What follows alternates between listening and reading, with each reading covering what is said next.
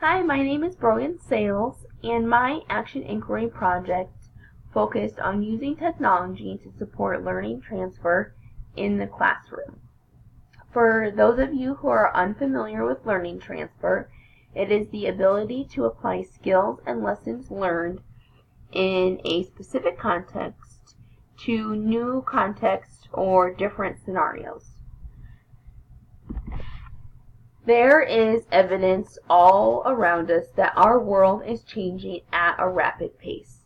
Examples of these changes include the amount of new technology that is released every year, the way we communicate and interact with the people around us, the types of careers that are in the highest demand, and the types of skills many jobs require, such as collaboration and problem solving. Now, in order to be successful in the future and respond to jobs or situations that have yet to be discovered, students need to have the ability to apply what they have learned from past situations or previous contexts to new scenarios. The ability to do this is what we call learning transfer. Unfortunately, learning transfer is not something that happens naturally.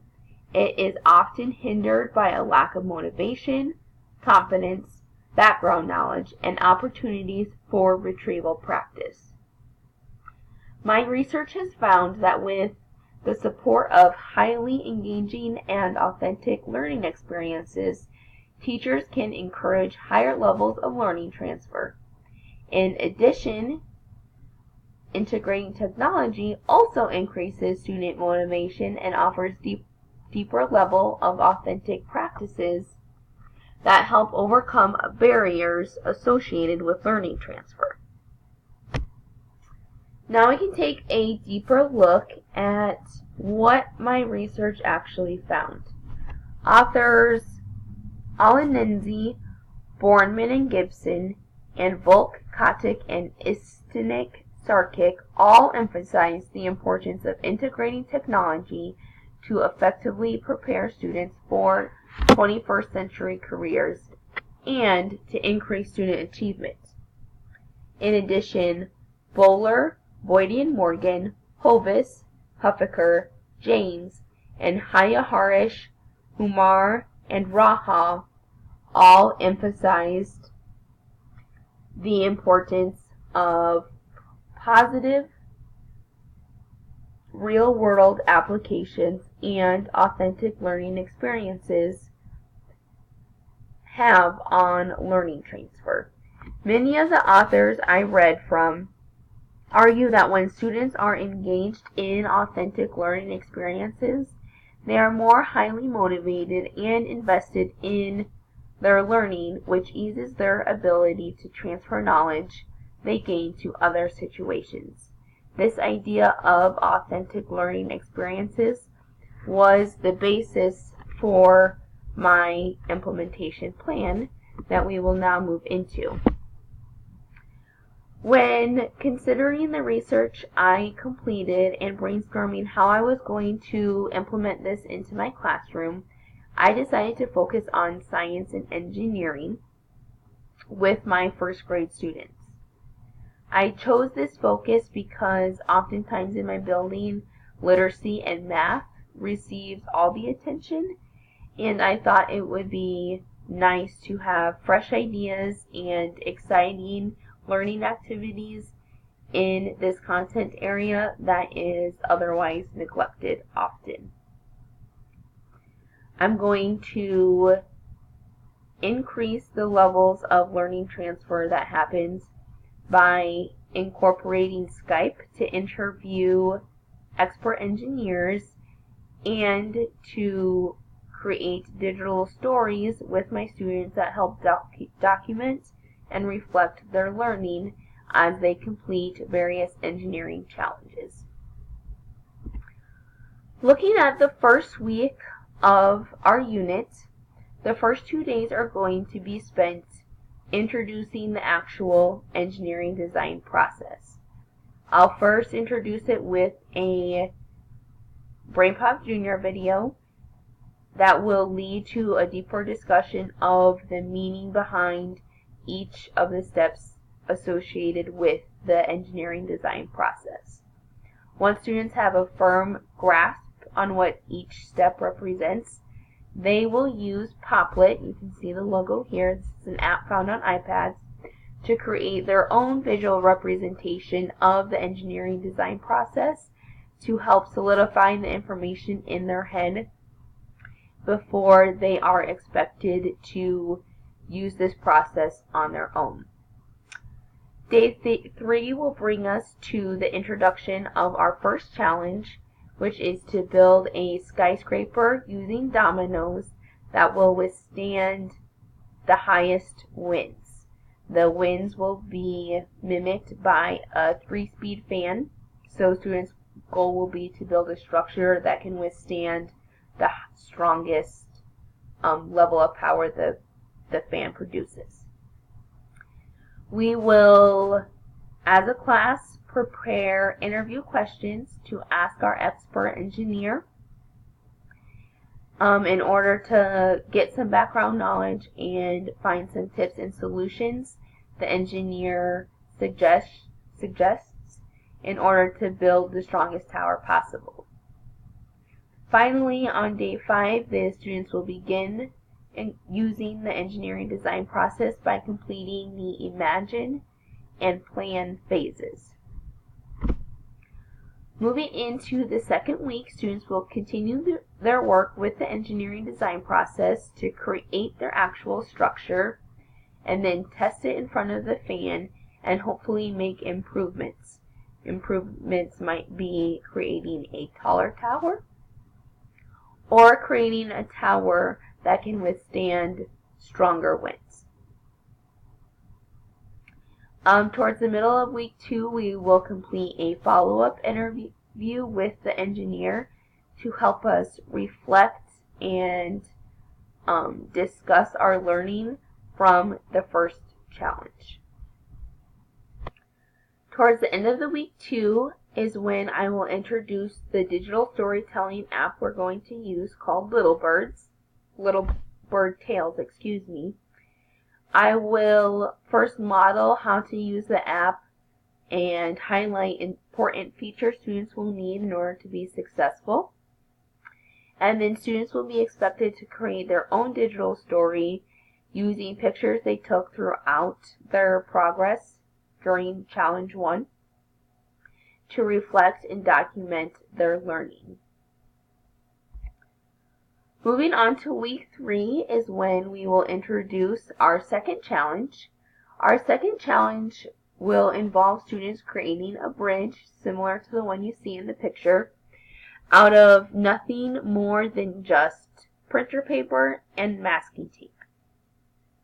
The goal students will have is to create a bridge that can hold the largest number of vehicles or 1-inch building blocks possible. We will complete a very similar schedule with Challenge 2 as we did with Challenge 1, where we interview a different expert engineer to get tips and suggestions before starting the project. Students will then complete each phases of the engineering design project, including planning, creating, and improving their bridge.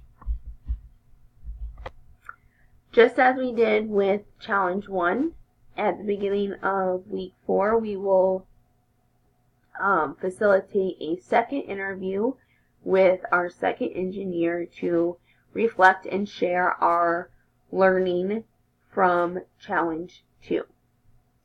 Finally, the last 3 or 4 days of our unit, students are going to work independently to complete their third engineering challenge.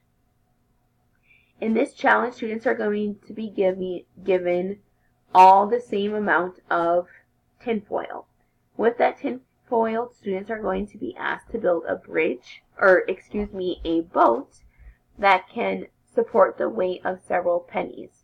They will build their first bridge, test it count how many pennies it holds, and then will be given an identical second piece of tinfoil that they will be expected to use to build a stronger boat that can hold more pennies. This final challenge will serve as the summative assessment for the units, and just as we did before, we will interview an expert engineer and also take pictures that students will use to create a digital story that documents and reflects their learning and work as they worked through this third challenge. Since I'm taking this course in the summer, I have not had the opportunity to actually implement this plan in my classroom yet, but I look forward to doing so next spring when we introduce the engineering design project with our first graders. Predicting how students will be affected as a result of this project, I think the impact of incorporating an expert engineer is going to be huge on the level of motivation my students experience. My first graders absolutely love mimicking and role-playing important adults in their life, so having the opportunity to act just like the expert engineers we interview is going to be really exciting for their learning. And as my research suggested, high levels of engagement result in high levels of learning transfer, which is exactly what we are going for. I'm going to use 3 different methods to measure the success and levels of learning transfer my students experience. The first method I'm going to use is the actual digital stories that my students create. If learning transfer occurred, evidence that students used knowledge they learned from the expert engineer and lessons they learned from previous challenges should be apparent in their digital stories as they reflect on their work and on their learning. Second, I'm going to ask students to reflect by answering these 3 questions. How did an interview with an expert engineer help you with your own projects? How did creating a digital story to document each engineer project help reflect on your learning? And do you think your project would have been as successful if you had not talked to your expert or created the digital story? These reflections will help me get an idea of how my students feel towards the activity that we implemented. Finally, I'm going to compare student achievement and motivation to previous years. Since I will only be in my 2nd year of teaching this year, comparing the student achievement and learning transfer from only 1 year will not be that beneficial, so I will count on my team members' opinions and experiences to measure the impact of this action plan in this 3rd manner. Finally, to wrap things up, I would like to share a little bit of my reflection of this project. Overall, using the knowledge I gained from my annotated bibliography to design this learning experience for my students has really built up my confidence and my attitude toward integrating technology into my classroom. In addition, I really look forward to sharing this plan with my colleagues and hopefully becoming a leader for my team as we work to integrate technology in a more purposeful manner. Finally, I would just like to share my references and then also thank you all for taking the time to watch. Talk to you later.